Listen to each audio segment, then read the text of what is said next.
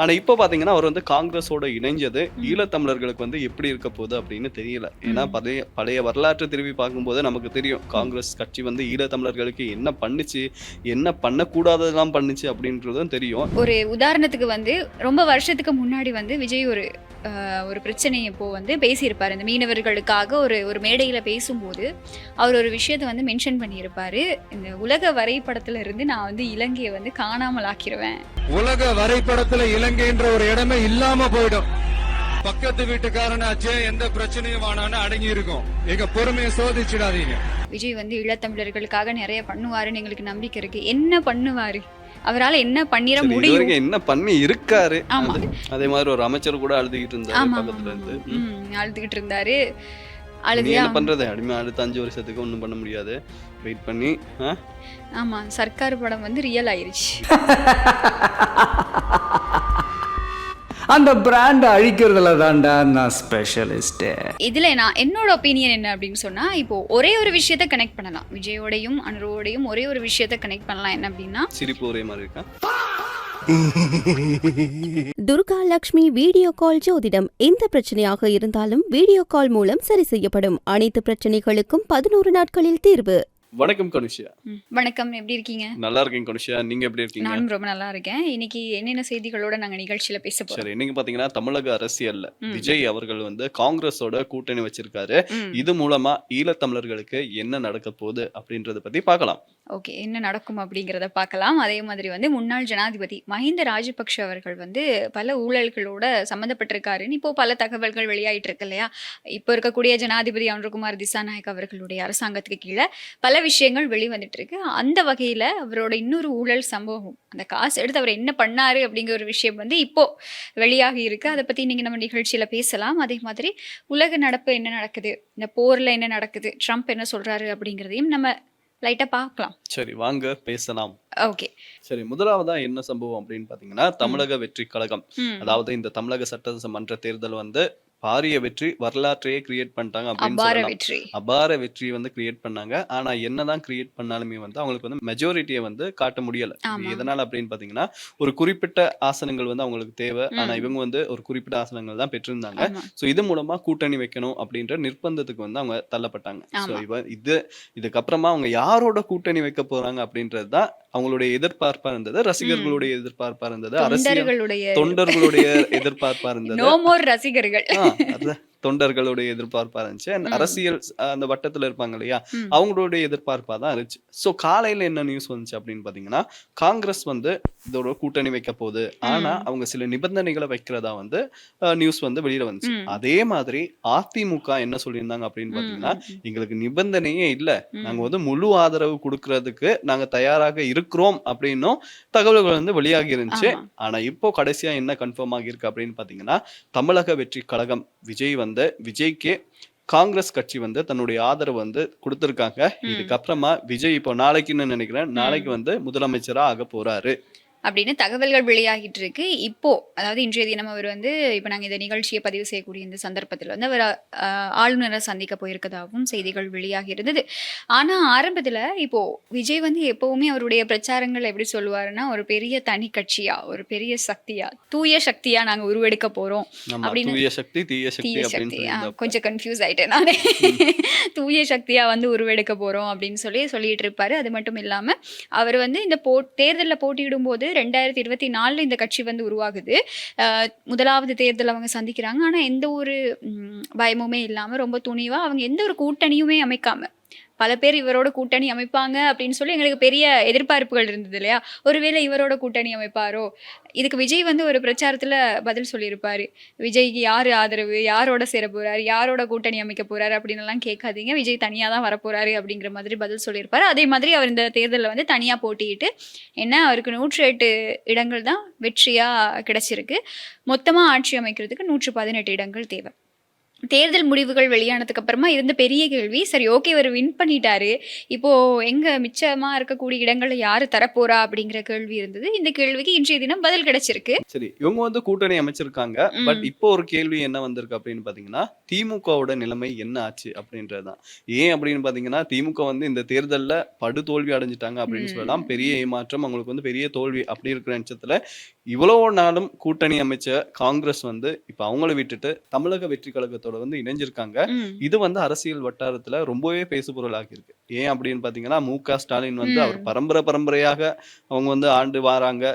தமிழகத்துல வந்து அவங்கள வந்து அடிச்சுக்க முடியாது அப்படின்ற ஒரு இதுல இருக்கும்போது, ஆமா. இப்போ வந்து அவங்களுக்கு தொடர்ந்து அடி விழுகிற மாதிரி ஓப்பனாவே தெரியுது. ஆமா. இதுல என்ன விஷயம் அப்படின்னு சொன்னா, இப்போ இந்த தேர்தல்கள் அப்படின்னு அறிவிக்கப்படுது இல்லையா? தமிழக வெற்றிக் கழகம் வந்து ஒரு கட்சியா அறிமுகமாகி, அவங்களுடைய பிரச்சாரங்கள் நடந்துகிட்டு, அவங்க இந்த தேர்தல்ல நாங்க போட்டியிட போறோம் அப்படின்னு சொல்லி உத்தியோகபூர்வமா அறிவிச்ச சந்தர்ப்பத்திலயும், காங்கிரஸ் வந்து அப்போவே விஜய் கூட கூட்டணி அமைக்கிறதுக்கு பல கலந்துரையாடல்கள் நடந்திருக்கு.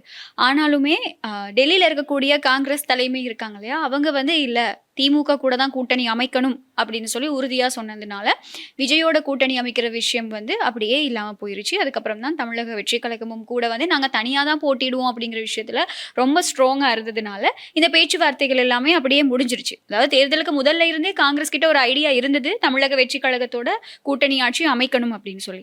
இது இப்போ தேர்தலுக்கு அப்புறம் நடந்திருக்கு. இதுல நீங்க சொன்ன மாதிரி பல விஷயங்கள் உள்ளடங்கி இருக்கு அப்படின்னு தான் சொல்லணும். ஏன்னா திமுகவோட கூட்டணி கட்சியா தான் இந்த சட்டமன்ற தேர்தல்ல வந்து காங்கிரஸ் போட்டியிட்டு 5 தொகுதிகளில் வெற்றி அடைஞ்சிருக்கு. இப்போ அவங்க வந்து திமுகவை கைவிட்டுட்டாங்க.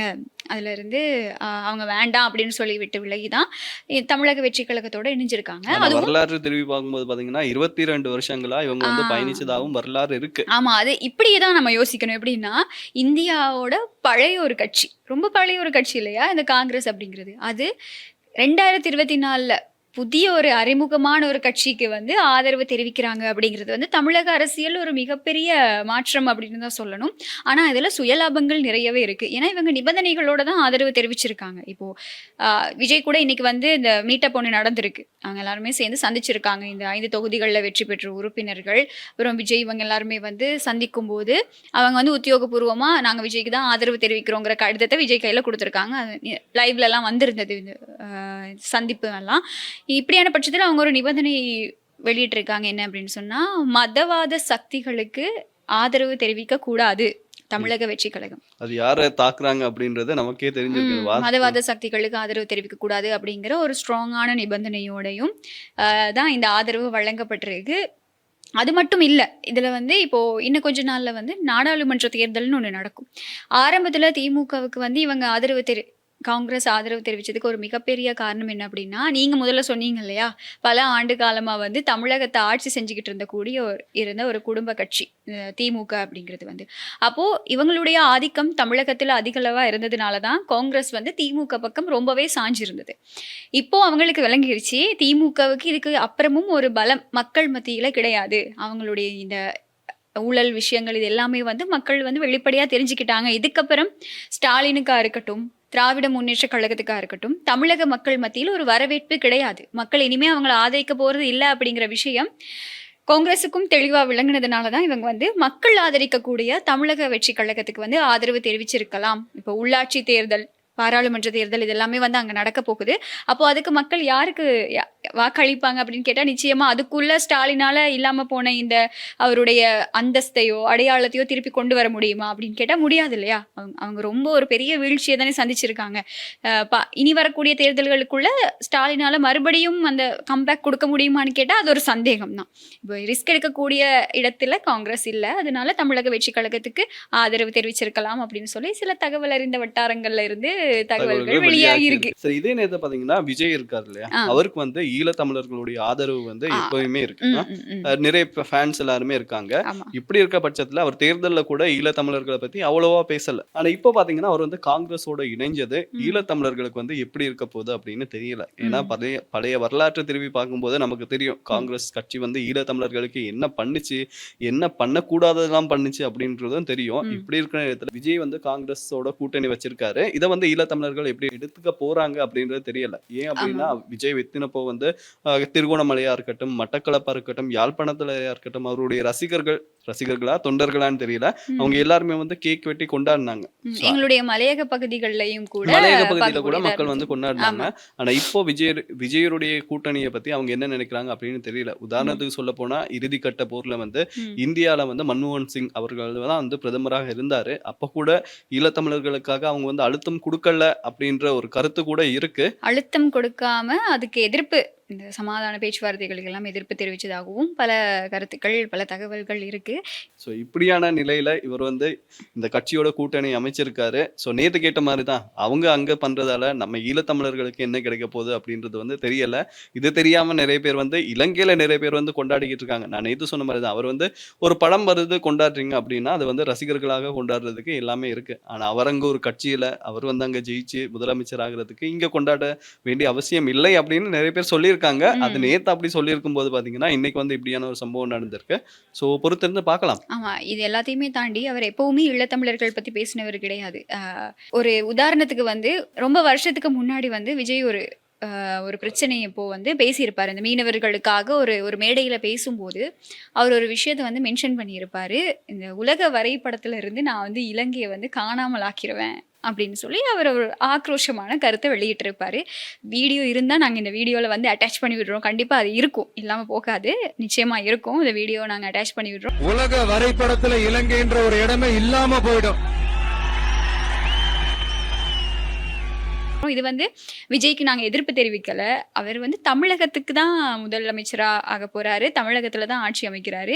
இங்க பல விபரீதமான விஷயங்கள் நடந்துகிட்டு இருக்கு எங்களுடைய இலங்கையில, முக்கியமா ஈழத்துல தமிழர் பகுதிகளில் வந்து சில விஷயங்கள் வந்து வேடிக்கையாகவும் இருக்கு இல்லையா? கேக் வெட்டி செலிப்ரேட் பண்றது, எதுக்காக நீங்க இப்படி பண்றீங்க அப்படின்னு. ஒரு பக்கம் இந்த மாதிரி கொண்டாட்டம் நடக்கும்போது பாத்தீங்கன்னா நம்மளுடைய இறுதி கட்ட போர்ல வந்து நிறைய பேர் காணாமல் ஆக்கப்பட்டாங்க இல்லையா? அவங்களுடைய தாய்மார்களா இருக்கட்டும், அவர்களுடைய சகோதரங்களா இருக்கட்டும், இன்னைக்கு வரைக்கும் அவங்களுக்கு என்ன நடந்துச்சு அப்படின்னு தெரியல. தெரியாம இன்னைக்கு வரைக்கும் போராட்டமும் பண்ணிக்கிட்டு இருக்காங்க. அவங்க வந்து ஒரு பக்கம் இருக்கும்போது இங்கால பாத்தீங்கன்னா விஜய் வந்துட்டாரு அப்படின்னு கொண்டாட்டமும் நடக்குது. ஆமா, இல்ல இந்த கொண்டாட்டங்கள்ல ஈடுபடக்கூடிய பல பேர் வந்து ஊடகங்களுக்கு இப்போ போயிட்டு கேட்பாங்க இல்லையா, எதுக்காக கொண்டாட்டம் அப்படின்னு கேட்கும்போது அவங்க பல கருத்துக்களை சொல்லியிருக்காங்க. அதில் சொல்லியிருக்காங்க என்ன அப்படின்னு சொன்னால், விஜய் வந்து ஈழத்தமிழர்களுக்காக நிறைய பண்ணுவாருன்னு எங்களுக்கு நம்பிக்கை இருக்குது. என்ன பண்ணுவார், அவரால் என்ன பண்ணிட முடியும், என்ன பண்ணி இருக்காரு? ஆமா, இல்ல அந்த கேள்விக்கு வந்து அவங்களுக்குள்ள தமிழ்நாட்டுக்குள்ள பல விடை இருக்கலாம், பல பதில்கள் இருக்கலாம். அவரு நிறைய பேருக்கு உதவி செஞ்சிருக்காரு. ஈழத்தமிழர்களுக்கு என்ன பண்ணி இருக்காரு? அதான் ஈழத்தமிழர்களுக்கு வந்து அவரே இப்ப இங்க வந்து பல பேர் கருத்து சொல்லிட்டு இருக்காங்க இல்லையா, எங்களுக்கு அழுத்தம் கொடுப்பாரு, எங்களுக்கு இது பண்ணுவாரு அது பண்ணுவாரு. என்ன பண்ணுவாரு, அவரால் என்ன பண்ண முடியும்? அந்த மத்திய அரசாங்கத்தை தாண்டி, மோடியை தாண்டி அவரால் எதுவுமே பண்ண முடியாது. நாமல் ராஜபக்ஷ கூட சொல்லியிருந்தார். அதாவது விஜய் அவர்கள் வந்து ஒரு பிராந்தியத்துக்கு தான் முதலமைச்சரா இருக்காரு, சோ அவர் நினைச்சாலாம் ஒண்ணுமே பண்ண முடியாது அப்படின்ற மாதிரி அவர் எச்சரிக்கையும் விடுத்திருந்தாரு. நீங்க சொல்லும் போது எனக்கு இன்னொரு வீடியோ வந்து ஞாபகம் வருது. என்ன அப்படின்னு பாத்தீங்கன்னா, ஒரு உண்ணாவிரத போராட்டம் ஒன்று நடக்கும் ஈழத்தமிழர்களுக்காக. அந்த இறுதி கட்ட யுத்தம் நடக்கும் போது இந்தியால வந்து அந்த நடிகர் சங்கத்தால ஒரு உண்ணாவிரத போராட்டம் வைப்பாங்க. அப்ப எல்லா ஆக்டர்ஸுமே வந்து காசு கொடுப்பாங்க. விஜய் வந்து 500 ரூபா கொடுப்பாரு அப்படின்னு நினைக்கிறேன். நானும் ஒரு வீடியோ ஒன்று பார்த்திருக்கேன். அந்த வீடியோ வந்து இப்ப கொஞ்ச நாளைக்கு முன்னாடி ட்ரெண்டா போச்சு. சோ பாப்போம். ஆமா, இதுல இன்னொரு விஷயம் இருக்கு. என்ன அப்படின்னா, இப்போ விஜய் தமிழ்நாட்டு சட்டமன்ற தேர்தல்ல வின் பண்ணியிருக்காரு. இப்போ கூட்டணி அமைச்சிருக்காரு. இன்னும் யார்கிட்ட விடுதலை சிறுத்தைகள் கட்சி அவங்க கிட்டையும் வந்து ஆதரவு கேட்டிருக்கதாகவும் சொல்லப்படுது. அவங்க வந்து 2 தொகுதிகளில் வின் பண்ணியிருக்காங்க. அப்போ அவங்களும் ஆதரவு தெரிவிக்கலாம். இன்னும் யார் ஆதரவு தெரிவிக்க போறாங்க அப்படிங்கிறது வந்து ஒரு மிகப்பெரிய கேள்விதான். அதுக்கு கூடிய சீக்கிரம் இன்னைக்கு நாளைக்குள்ள பதில் கிடைச்சிரும். ஏன்னா இவர் ஆளுநரை சந்திச்சு அவருக்கு வந்து ஆட்சி அமைக்கிறதுக்கு உரிமை கோரி ரிக்வெஸ்ட் பண்ணியிருக்காரு. இப்படியான பின்னணியில் இப்போ 2 வார கால அவகாசம் கேட்டிருக்காரு. நான் பெரும்பான்மையை நிரூபிச்சு காட்டுறேன் அப்படின்னு சொல்லி. அவர் ஆட்சி அமைக்கிறதுக்கு முன்னாடி பெரும்பான்மையை நிரூபிச்சுட்டாரு அப்படின்னா அது அவருக்கு சாதகமாக அமையும். சரி, ஓகே, கூட்டணி அமைக்கிறது ஒரு ஓரமாக இருக்கட்டுமே. இப்படியான பின்னணியில் இன்னொரு விஷயம் இருக்கு. என்ன அப்படின்னா, லோக்சபா அப்படின்னு ஒன்று இருக்கு இல்லையா, இதில் வந்து இந்த திமுகவுக்கும் அதிமுகவுக்கும் தான் இன்னும் அதிகாரம் இருக்குது.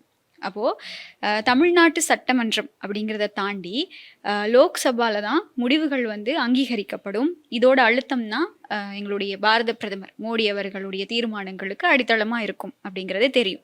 அப்போது இந்த லோக்சபாவில் வந்து இப்போ வரைக்குமே திமுகவோடையும் அதிமுகவோடையும் அதிகாரம் தான் இருக்குது. தமிழ்நாட்டில் முதலமைச்சராக இருக்கக்கூடிய விஜய் இந்த லோக்சபாவை தாண்டி மத்திய அரசாங்கத்துக்கிட்ட போகணுமா இருந்தால் இந்த லோக்சபாவும் வந்து விஜயோட கட்டுப்பாட்டுக்கு கீழே வரணும். அதுக்கான தேர்தல் எப்போ நடக்கும் அப்படின்னு சொன்னால் 2029 தான் நடக்கும். 2029 தேர்தல் நடக்கும்போது மேபி விஜய்க்கு வாய்ப்புகள் இருக்கலாம். ஆனா இப்போ வரைக்கும் அவருக்கு அதுக்கான அதிகாரம் கிடையாது. இப்படி பல பிரச்சனைகள் இருக்கு. இது தெரியாம தான் இங்க கேக் வெட்டி செலிப்ரேட் பண்றாங்க. சரி, ஓகே, பண்ணட்டும். சந்தோஷத்தை கொண்டாடுறதுக்கு எல்லாருக்குமே உரிமை இல்ல. இது ஒண்ணு நீங்க ரசிகர்களா கொண்டாடுறது வேற விஷயம். இப்போ ரசிகர்களா அதுல ஒரு சின்ன சந்தோஷம் இருக்கும் இல்லையா? ஓகே, நீங்க விஜய்க்கு சின்ன வயசுல இருந்து ஃபேனா இருக்கீங்க, விஜயோட படங்கள் பார்த்துருக்கீங்க, அவருடைய அரசியல் வருகையை வரவேற்கிறீங்க. சரி, ஓகே. இதை வந்து நீங்க எங்களுக்கு இது பண்ணுவாரு அது பண்ணுவாரு அப்படின்னு சொல்லி அதை ஒரு விஷயமா அவருக்கு அவருடைய அந்த ட்ரெஸ் கோடெல்லாம் போட்டு இந்த அவருடைய துண்டா இருக்கட்டும். துண்டெல்லாம் போட்டு இதெல்லாம் தேவையா அப்படிங்கிற ஒரு கேள்வி இருக்கு. ஏன்னா எங்களுக்குள்ள இருக்கக்கூடிய பிரச்சனைகள் அதிகம். நம்ம வீட்லயே நிறைய பிரச்சனை இருக்கும்போது நம்ம எதுக்கு பக்கத்து வீட்டுல பக்கத்து வீட்டுல இருக்க பிரச்சனையை பார்க்கணும் அப்படின்னு சொல்ல வாரீங்க இல்லையா? ஆமா. அது மட்டும் இல்லாம நேத்து நம்ம இதை பத்தி பேசியிருந்தோம். எனக்குள்ள அது சொல்லியே ஆகணும். நேத்து நம்ம இந்த விஷயத்தை பத்தி நிறைய விஷயங்கள் பேசியிருந்தோம். பேசியிருக்கக்கூடிய சந்தர்ப்பத்துல நான் வந்து விஜயோட தனிப்பட்ட வாழ்க்கையை பத்தி நம்ம பேச தேவை கிடையாது அப்படின்னு ஒரு விஷயத்த சொல்லியிருந்தேன். எந்த இடத்துலயுமே நான் விஜயோட தனிப்பட்ட வாழ்க்கையில அவருக்கு வந்த விமர்சனங்கள் எல்லாமே பொய்யானது, அவர் அப்படி பண்ணது கரெக்ட் தான் அப்படின்னு நான் எங்கேயுமே சொல்லலாம். ஆனா நேத்து எங்களுடைய இந்த வீடியோக்கு கீழே வந்து நிறைய கமெண்ட்ஸ் வந்திருந்தது. நாங்க நான் தானே அந்த விஷயத்த சொல்லிடுவேன். நான் வந்து இப்படி விஜயோட தனிப்பட்ட வாழ்க்கைய வந்து எப்படி நீங்க சரியா எடுத்துக்க முடியும், அவர் பண்ணது தப்பு தானே அப்படின்னு சொல்லி. நிச்சயமா அது வந்து உண்மையா இல்லையான்னு கூட எங்களுக்கு இப்போ வரைக்கும் தெரியாது. நான் எந்த இடத்துலையுமே வந்து அவர் பண்ணது சரியான விஷயம், நல்ல விஷயம் தான் பண்ணியிருக்காரு, முன்னுதாரணமான விஷயம் அப்படின்னு நான் எந்த இடத்துலையுமே சொல்லலை. அதை நான் மறுபடியும் இன்னைக்கு பதிவு பண்ணிக்கணும் அப்படின்னு சொல்லி ஆசைப்படுறேன். ஓகே, ஒவ்வொருத்தவங்களுடைய கருத்துக்கள் ஒவ்வொரு விதமாக இருக்கும். இப்போ தனிப்பட்ட வாழ்க்கையை வந்து கொண்டு வந்து அவருடைய அரசியல் வாழ்க்கையோட இணைச்சி அவரை விமர்சிக்கிறது நம்ம பண்ண தேவையில்லை அப்படிங்கிற ஒரு விஷயத்தை தான் நான் இது வந்து சொல்லியிருப்பேனே தவிர விஜய் பண்ணது சரி, அவருக்கும் அவருடைய தனிப்பட்ட வாழ்க்கையில வந்த விமர்சனங்களும் வந்து ஏற்றுக்கொள்ளக்கூடிய விஷயங்கள் அப்படின்னு சொல்லி நான் எங்கேயுமே பதிவு பண்ணலை அப்படிங்கிறத நான் சொல்லிக்க விரும்புகிறேன். மற்றது வந்து அவருடைய இந்த தனிப்பட்ட வாழ்க்கை இருக்கு இல்லையா, இதை வந்து அவருடைய தொண்டர்களாக இருக்கட்டும், அவர்களுடைய ரசிகர்களாக இருக்கட்டும், அவங்களே வந்து அது ஒரு பெரிய பிரச்சனையா எடுத்துக்காம இருக்கும்போது இதை எதிர்ப்பு தெரிவிக்கக்கூடியவங்க எதுக்கு இதை விமர்சனமா கொண்டு வரணும் அப்படிங்கிற ஒரு கருத்தை தான் சொல்லப்பட்டதே தவிர அவருடைய அந்த விஷயத்த வந்து நான் எங்கேயுமே ஏற்றுக்கொள்ளவும் இல்லை, அதை ஆதரிக்கவும் இல்லை அப்படிங்கிறத வந்து நான் வந்து சொல்லிக்க விரும்புகிறேன். ஸோ இப்படியான பின்னணியில தான் தமிழ்நாட்டு அரசியல் களம் சூடு பிடிச்சிக்கிட்டு இருக்கு. கூடிய விரைவில் நீங்க சொன்ன மாதிரி மேபி நாளைக்கே அவர் வந்து முதலமைச்சரா பதவி ஏற்கலாம். ஆனா அதுக்கு முன்னாடி வந்து இவர் இந்த பெரும்பான்மையை வந்து நிரூபிக்கணும். அதுக்கான வேலைப்பாடுகள் தீவிரமா நடந்துகிட்டு இருக்கு அப்படிங்கிறது மட்டும் தெரிய வருது. ஒரு பக்கம் வந்து இந்த ஸ்டாலின் அவர்களுக்கு வந்து ரஜினிகாந்தோட ஒரு மீட்டப் நடந்திருக்கு, பாத்தீங்களா? பார்த்தேன். இது மூலமா அவங்க வெளி உலகத்துக்கு என்ன சொல்ல வராங்க அப்படின்னு தெரியல. இதே நேரத்துல ஜேம்ஸ் வசந்த் இருக்காரு இல்லையா, விஜய்க்கு வந்து எதிர்ப்பா வந்து சொல்லிட்டு போனாங்க. அவர் இப்போ ஒரு பதிவு ஒண்ணு போட்டிருக்காரு. என்ன அப்படின்னு பாத்தீங்கன்னா, நல்ல வேளை ஸ்டாலின் ஐயா வந்து தோத்துட்டாரு. ஏன் அப்படின்னு பாத்தீங்கன்னா, உன்னா வந்து எதிர்கட்சியாக இவர் விஜய்க்கு எதிராக இருந்தா இவரோட ஸ்டேட்டஸ் என்ன ஆகுறது, அதாவது வந்து இவர் அரசியல்ல இவ்வளவு காலமா இருக்காரு, இவரு போய் அவருக்கு முன்னாடி எதிரில நிக்க முடியுமா அப்படின்ற மாதிரி, விழுந்தாலும் மீசையில மண்ணொட்டல்ல அப்படின்ற மாதிரி சில கருத்துக்களை வந்து சொல்லியிருக்காங்க. அவங்க மக்கள் விருப்பத்துக்கு தலை வணங்கி இருக்காங்க, அதான் விஷயம், வேற எதுவும் கிடையாது. எப்படியுமே வந்து உதயநிதி ஸ்டாலின் அவர்கள் தான் எதிர்க்கட்சி தலைவராக வருவார் அப்படின்னு சொல்லி பல தகவல்கள் வெளியாகிட்டு இருக்கு. அவங்களும் வந்து என்ன பண்ணலாம் அப்படிங்கிற பேச்சுவார்த்தைகள்ல நடத்திக்கிட்டு இருக்கதாவும் செய்திகள் வெளியாக இருக்கு. அவர் வந்து அவருடைய தொகுதிக்கு நேற்று போயிருந்தார். அந்த வீடியோ பார்த்தீங்களா? பார்த்தேன். எல்லாருக்கும் ஒரு நன்றி சொல்லலாம் அப்படின்னு. ஆமா, நன்றி சொல்லாதீங்க, ஆறுதல் சொல்லியிருக்காரு, போயிட்டு அழாதீங்க. ஆனா அதே தொகுதியில் அவர் தோத்துட்டாரு. அங்க போயிட்டு ஆறுதல், பல பேர் அவருடைய தொண்டர்கள் வந்து அழுதுகிட்டு இருந்த மாதிரி வீடியோஸ் வந்திருந்தது. அதே மாதிரி ஒரு அமைச்சர் கூட அழுதுகிட்டு இருந்தாரு பக்கத்துல இருந்து. அழுதுகிட்டு இருந்தாரு. என்ன பண்றது, அடிமை அடுத்த 5 வருஷத்துக்கு ஒண்ணும் பண்ண முடியாது, வெயிட் பண்ணி. ஆமா, சர்க்கார் படம் வந்து ரியல் ஆயிருச்சு அப்படின்னு சொல்லலாம், ஒரு விரல் புரட்சி. சோ இது இப்படி இருக்கும்போது பாத்தீங்கன்னா, இந்தியால வந்து எப்படி விஜய் வந்தாரோ இதே மாதிரி இலங்கையில கொஞ்ச நாளைக்கு முன்னாடி ஒருத்தர் வந்தாரு. அவர் பேரு தான் அனுரகுமார திசாநாயக்க.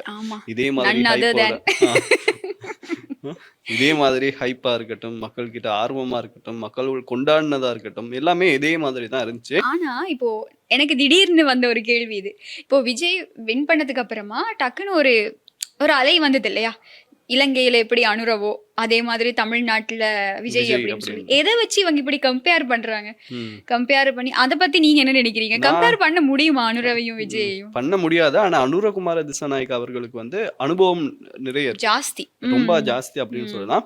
ஆனா இருந்தாலுமே மக்கள் எப்படி ஃபீல் பண்றாங்க அப்படின்னு பாத்தீங்கன்னா, நம்மள ஒருத்தர் போற மாதிரி தான் ஃபீல் பண்றாங்க. இப்ப விஜயா இருக்கட்டும், அவர் வந்து நடிகராக எங்களுக்கு எல்லாமே அறிமுகப்படுத்தப்பட்டவர் தான். சின்ன வயசுல இருந்து அவருடைய படம் பார்த்து நம்மள ஒருத்தரா நம்ம வந்து அதை பண்ணியிருக்கோம்.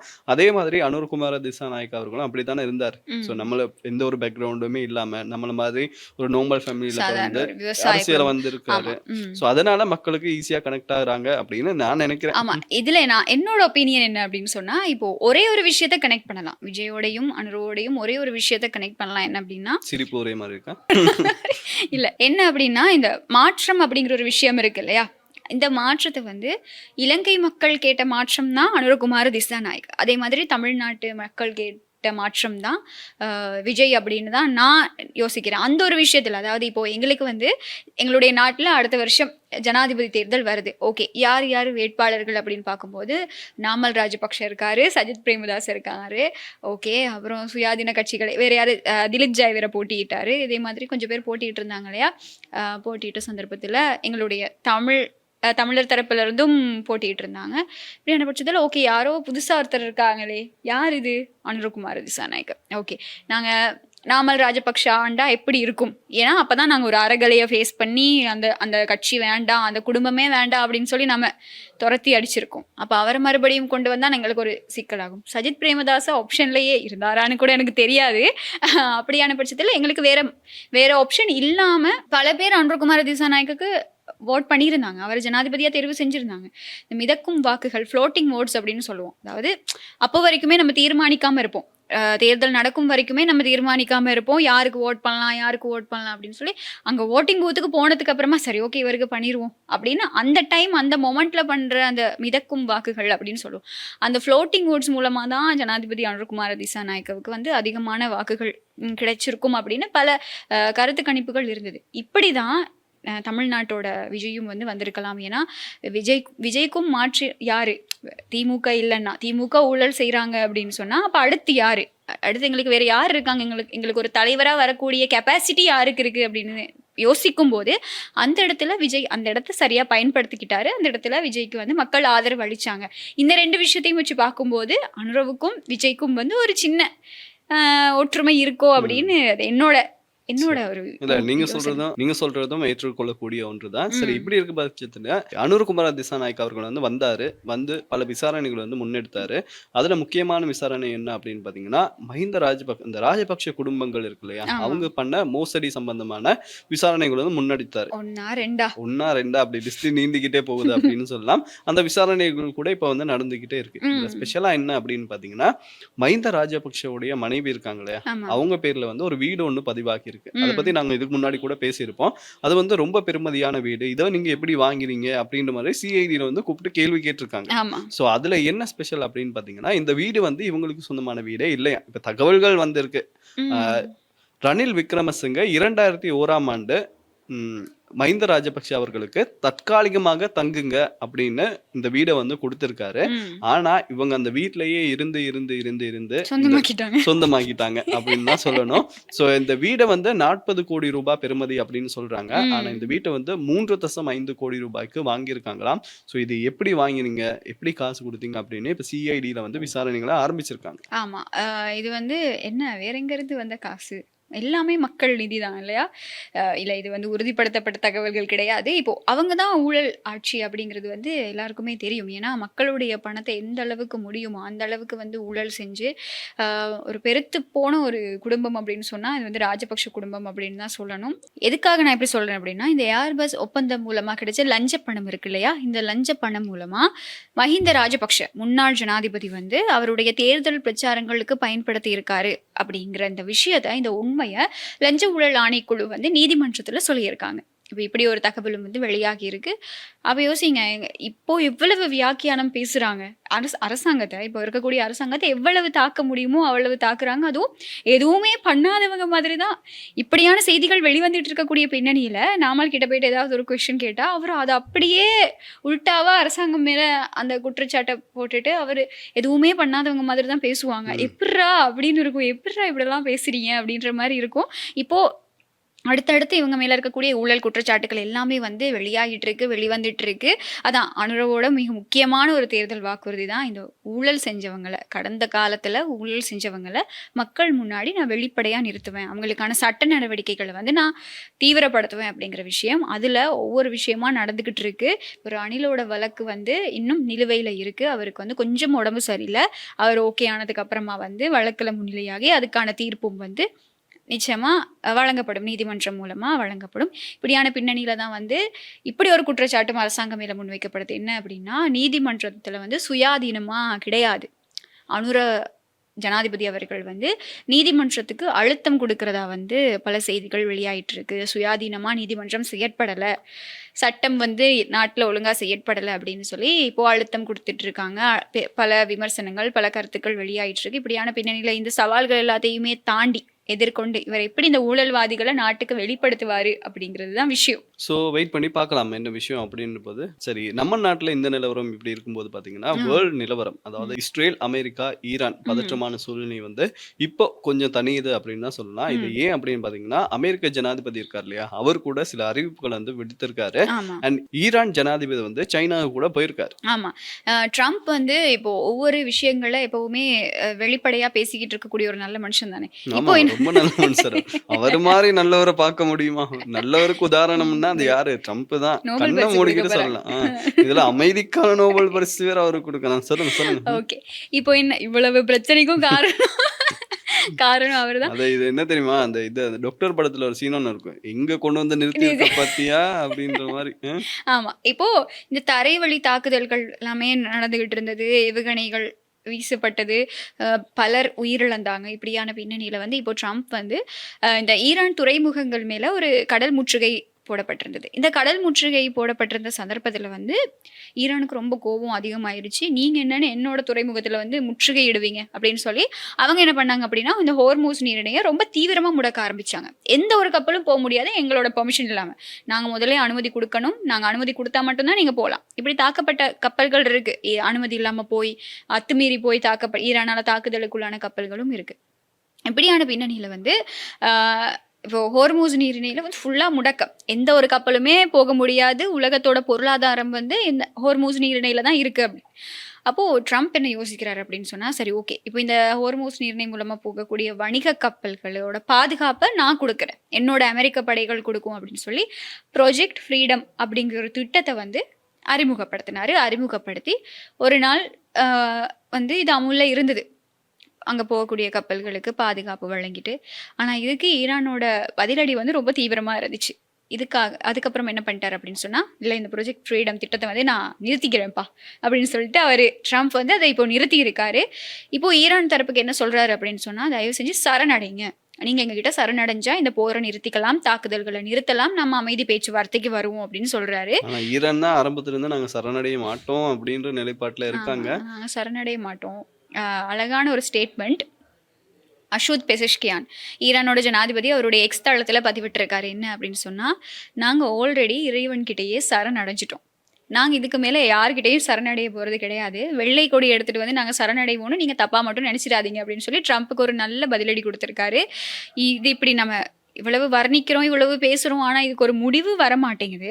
இப்போது இந்த கடல் முற்றுகை, இந்த கடலில் நடந்துக்கிட்டு இருக்கக்கூடிய தாக்குதல்கள் எல்லாமே தீவிரமாகி இருக்குது. இது என்றைக்கு ஒரு முழு அளவிலான ஒரு போராக மாறும் அப்படிங்கிற ஒரு பெரிய கேள்வி தான் இப்போ இருக்குது. இதனால் ஒன்றும் கிடையாது, உலக நாடுகள் தான் பெரிய பிரச்சனைக்கு உள்ளாகி இருக்காங்க. ஏன் அப்படின்னு சொன்னால், இந்த எண்ணெய் எரிபொருள் விலைகள் அப்படிங்கிறது வந்து ரொம்ப கட்டுப்படாமல் அதிகரிச்சுக்கிட்டே இருக்கு இல்லையா. இப்போ இலங்கையோட நிலைமை வந்து ரொம்ப பெஸ்ட்டாக போய்கிட்டு இருக்கு. ஆமாம், ஏன்னா இலங்கை ஏற்கனவே வந்து இப்போது ஒரு நிதி சிக்கலில் தானே இருக்குது.